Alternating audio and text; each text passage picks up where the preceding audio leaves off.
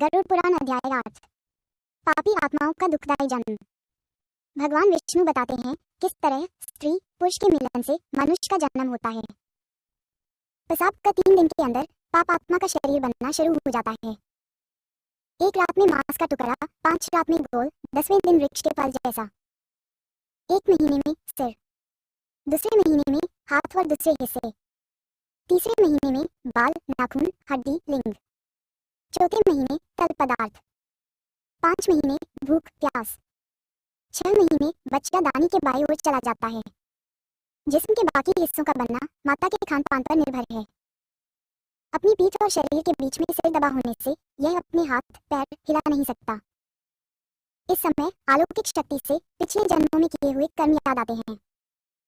7वें महीने के आरंभ से उसे चेतना आनी शुरू होती है और वह गर्भ शाखाएं में हिलना शुरू करता है। ईश्वर से विनती करता है, यदि मुझे यहाँ से बाहर निकालोगे तो मैं सदा आपके चरणों में पड़ा रहूंगा। लेकिन यदि मेरे पाप कर्मों से मुझे सदा दुख भोगने पड़ेंगे तो मैं कभी बाहर नहीं आना चाहता। गर्भाशय में 10 महीने से पड़े हुए उसकी पीड़ाओं को देखते हुए कृपालु भगवान उसको बाहर निकालकर उसका जन्म करवाते हैं।